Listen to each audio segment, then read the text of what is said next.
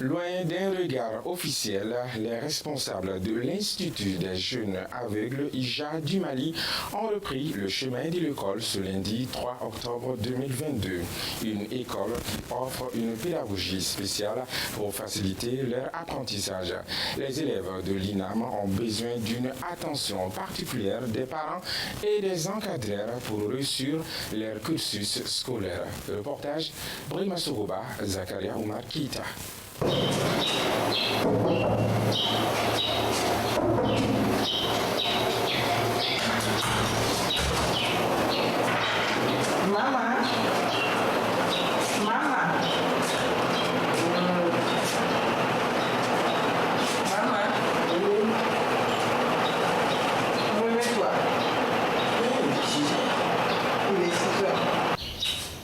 Lundi 3 octobre 2022, jour de la rentrée scolaire, nous sommes à Niamakoro dans la famille Sabé.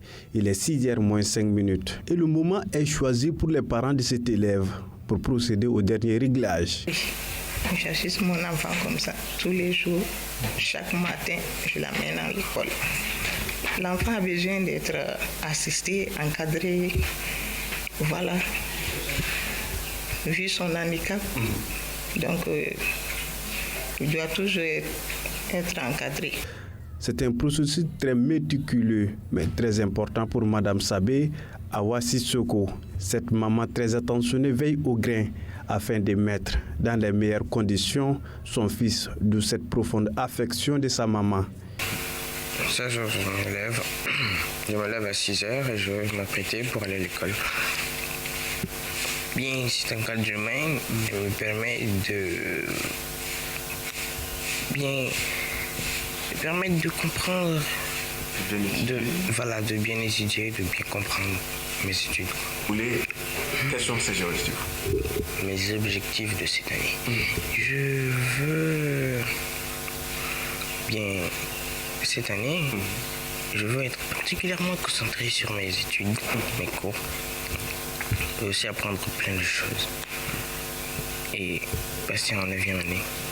Victime d'un handicap visuel, Maman Sabé et des centaines d'autres enfants bénéficient d'un encadrement adapté ici. Et la direction de l'établissement témoigne de la qualité de l'enseignement prodigué dans cet institut.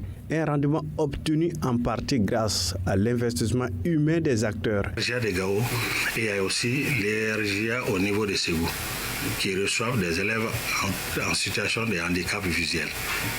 Mais Bamako, c'est le plus gros centre, parce que c'est à Bamako où le premier centre a vu le jour, depuis les années 1973. Voilà. Donc c'est pourquoi, venu au niveau de ce centre-là, qui est l'Institut des aveugles du Mali, INAM, Institut national, qui s'appelait Institut des jeunes aveugles. Mais l'appellation a changé un peu parce que toutes les personnes, que ce soit un adulte ou en tout cas un adolescent au cours de la scolarité ou de leur fonction, viennent pour apprendre à lire et à écrire le barail afin d'être opérationnels. Voilà pourquoi l'appellation a changé. Voilà, c'est le plus gros centre. L'Institut national des aveugles du Mali est certes performant. Les résultats des examens le confirment, mais il fait face à un problème de capacité d'accueil. Nous avons environ dans les 400. Voilà.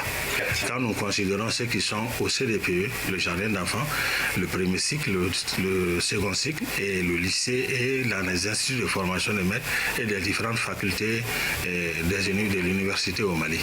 Donc c'est environ un peu plus de 400. C'est pourquoi il y a un régime d'internat pour tous parents désirés. Mais certains ayant les moyens préfèrent garder les enfants à la maison, mais les conduire tous les jours ici et les ramener à la maison dans l'après-midi ou à partir de 17h la descente, on vient les chercher. Mais le plus grand nombre des élèves vivent dans un régime d'internat. Et qui connaît le régime d'internat, ma foi, c'est très coûteux. C'est pas facile.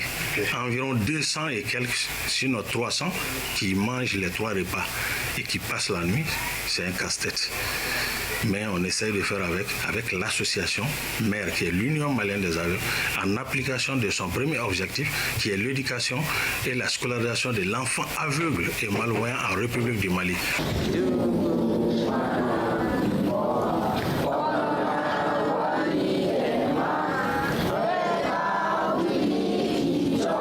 Comme vous le constatez, la rentrée est effective depuis ce matin sur toute l'étendue du territoire.